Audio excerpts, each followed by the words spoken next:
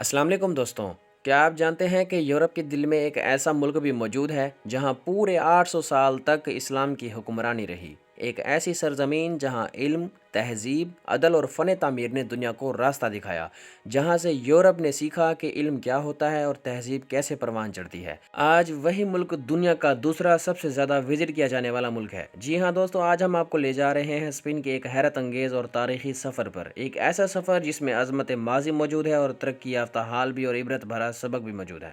اس ملک کا سرکاری نام کنگڈم آف اسپین ہے۔ اسپین کی کل آبادی تقریباً 4 کروڑ 80 لاکھ کے قریب ہے اور آبادی کے لحاظ سے یہ دنیا کا 32واں بڑا ملک ہے۔ اسپین کا کل رقبہ تقریباً 5,56,000 مربع کلومیٹر ہے اور رقبے کے اعتبار سے یہ دنیا کے 91 نمبر پر آتا ہے۔ اس کی سرحدیں پرتگال، فرانس، انڈورا اور جبلٹر سے ملتی ہیں، جبکہ بحر روم اور اٹلانٹک سمندر کی خوبصورت ساحلی پٹیاں بھی اس ملک کا حصہ ہیں۔ اسپین ایک نہایت خوبصورت اور تاریخ سے بھرا ہوا ملک ہے، جس کی قدرتی خوبصورتی، ساحل، پہاڑ اور تاریخی عمارتیں ہر دیکھنے والے کو اپنا دیوانہ بنا لیتی ہیں۔ اسپین ایک ترقی یافتہ ملک ہے، جس کی معیشت، جس کی زراعت، جس کی صنعت، جس کی سیاحت اور سروس سیکٹر پر منحصر ہے۔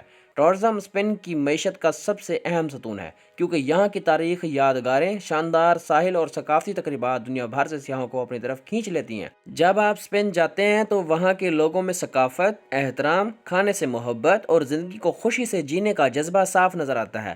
اسپین کے لوگ عموماً خوش مزاج اور کھلے دل کے مالک ہوتے ہیں۔ یہ لوگ محنت سے کام کرتے ہیں، لیکن کام کے بعد سسٹا یعنی دوپہر کے کھانے کے بعد آرام کرنا ان کی زندگی کا معمول ہے، خاص طور پر چھوٹے شہروں میں۔ دوستوں، کیا آپ جانتے ہیں کہ اسپین میں 20 سے زائد زبانیں اور لہجے بولے جاتے ہیں اور دنیا بھر میں تقریباً 58 کروڑ لوگ اسپینش زبان بولتے ہیں۔ دوستوں، دلچسپ بات یہ ہے کہ اردو اور اسپینش میں کئی الفاظ ایک دوسرے سے ملتے جلتے ہیں۔ جس طرح اردو میں تم کو تم کہتے ہیں، اسپینش میں بھی ٹی یو یعنی تو کہا جاتا ہے۔ اردو میں قمیض کو قمیض کہتے ہیں، جبکہ اسپینش میں قمیضہ، اور میز کو اردو میں میز کہا جاتا ہے۔ اسی طرح اسپینش میں میزا کہا جاتا ہے۔ اسپین میں پاکستانیوں کی تعداد تقریباً 1,25,000 کے قریب ہے۔ زیادہ تر پاکستانی تعلیم اور روزگار کے لیے یہاں آتے ہیں اور ان کی اکثریت پنجاب سے تعلق رکھتی ہے۔ پاکستانی زیادہ تر میڈرڈ، بارسلونا، ویلنسیا اور مرسیا میں آباد ہیں، جہاں ان کی دکانیں، ریسٹورنٹس اور کاروبار موجود ہیں۔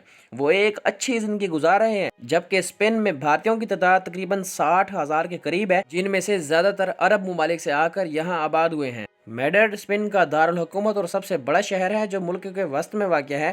یہ شہر صاف ستھرا، خوبصورت اور تاریخی فن تعمیر سے بھرپور ہے۔ دوستوں، میڈرڈ کی گلیاں، پرانی عمارتیں اور شاہکار آرکیٹیکچر دیکھنے کو ماضی میں لے جاتا ہے۔ یہ شہر اسپین کا ایک بڑا تجارتی مرکز ہے، جہاں کئی بین الاقوامی کمپنیوں کے ہیڈ آفس موجود ہیں۔ اسپین کی مجموعی جی ڈی پی تقریباً $1.5 ٹریلین ہے، جبکہ یہاں کے لوگوں کی سالانہ اوسط آمدن $32,000 کے قریب ہے۔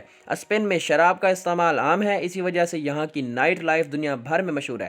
کلب اور بار پوری رات کھلے رہتے ہیں۔ یہاں کے لوگ نہ بہت زیادہ امیر ہیں اور نہ بہت زیادہ غریب ہیں۔ یہ کماتے بھی ہیں اور زندگی انجوائے بھی کرتے ہیں۔ یہاں سیونگ کا رجحان یعنی پیسہ جمع کرنا یا دولت جمع کرنا بہت کم ہے، لیکن خود کو خوش رکھنا ان کی ترجیح ہے۔ گھومنا پھرنا ان کو بہت پسند ہے، اسی لیے یہ اپنے ہی ملک میں سیاحت کے لیے زیادہ تر گھومتے پھرتے ہیں۔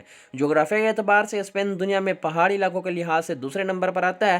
اگر آپ اسپین کا نقشہ دیکھیں تو میڈرڈ ملک کے وسط میں واقع ہے، جبکہ زیادہ تر بڑے شہر سمندر کے کنارے آباد ہیں۔ ملک کے اندرونی حصے زیادہ تر پہاڑی ہیں، اسی وجہ سے 70% آبادی شہروں میں منتقل ہو چکی ہے۔ اس کی ایک بڑی وجہ 19ویں صدی میں امپورٹس پر پابندی بھی بنی، جس سے زراعت تباہ ہوئی اور لوگ دیہات چھوڑ کر شہروں میں آ کر آباد ہوئے۔ اسپین میں 56% لوگ کیتھولک ہیں، 5% مسلمان ہیں، 30% ایسے لوگ موجود ہیں جو کسی مذہب کو نہیں مانتے، جبکہ باقی دیگر مذاہب سے تعلق رکھتے ہیں۔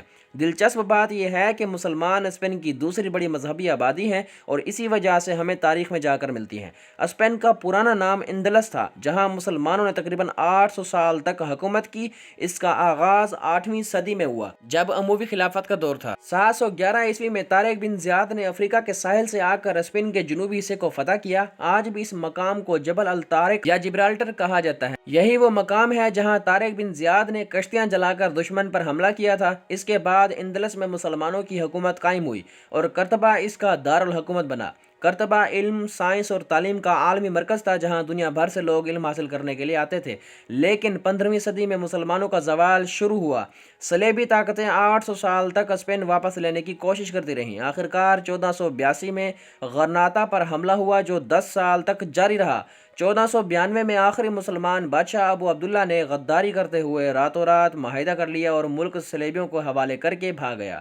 इसके बाद मुसलमानों का कत्ले आम शुरू हुआ। मुसलमान रात को इशा पढ़ के सो रहे थे और जैसे ही सुबह फजर के वक्त उठे तो देखा जो उनके मुल्क का बादशाह था वो गद्दारी करते हुए रातों रात माहिदा कर लिया और मुल्क सलेबियों के हवाले करके भाग गया। दोस्तों, उसके बाद ही मुसलमानों का कत्ले आम शुरू हुआ और इन्हें जबरदस्ती मजहब तब्दील करने पर मजबूर किया गया। कुरान पाक के नुस्खे दीवारों में छुपाए गए जो आज भी मुख्तलिफ घरों से निकलते हैं। 500 साल तक अजान पर पाबंदी रही। फिर 2003 में दोबारा फजर की अजान बुलंद हुई। जहां से अजान रुकी थी अल्लाह ताला ने वहीं से दोबारा शुरू करवाई। दोस्तों, अल्लाह की रहमत देखें, जब मुसलमान इशा की नमाज पढ़ के सुबह फजर के लिए उठे तो अजान पर पाबंदी के साथ साथ मुल्क सलेबियों के हवाले था, इसी वजह से अजान नहीं दी गई। जब अजान रुकी थी तो इशा का वक्त था। अल्लाह ताला ने 500 साल बाद 2003 में फजर की अजान शुरू करवाई, यानी जहां से अजान रुकी थी अल्लाह ताला ने वहीं से दोबारा शुरू कराई। दोस्तों, क्या आप जानते हैं कि आज भी स्पेन दुनिया का दूसरा सबसे ज्यादा विजिट किया जाने वाला मुल्क है। इसकी आबादी तकरीबन 5 करोड़ है, लेकिन सालाना सियाहों की तादाद 8 करोड़ के करीब है। सियाह सबसे पहले बार्सिलोना आते हैं जो बहरे रूम के किनारे वाक़या है।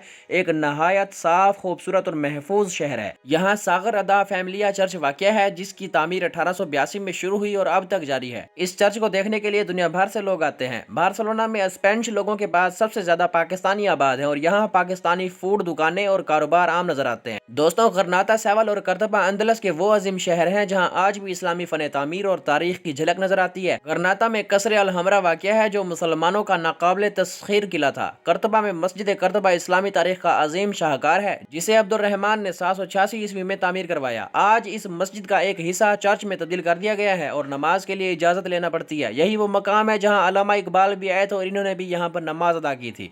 स्पेन का लिटरेसी रेट 98% है। यहाँ की यूनिवर्सिटियों में तालीम का सालाना खर्च 4000 से 9000 यूरो तक है और रिहाइश का खर्च बार्सिलोना में 600 से 800 जबकि मैड्रिड में 800 से 1000 यूरो माहाना है। दोस्तों, पाकिस्तानी शहरी Schengen visa, study visa, work visa या गोल्डन वीजा के जरिए स्पेन जा सकते हैं। दोस्तों, स्पेन सिर्फ एक मुल्क नहीं बल्कि एक सबक है। उरूज का सबक, जवाल की दास्तान और ये याद दहानी के कौमें तलवार से नहीं बल्कि इल्म, इत्तेहाद और किरदार से जिंदा रहती हैं। अगर आपको तारीख, सियाहत और हकीकत पर मबनी वीडियोस पसंद हैं तो हमारी इस मेहनत को लाइक, सब्सक्राइब और शेयर करना मत भूलिएगा।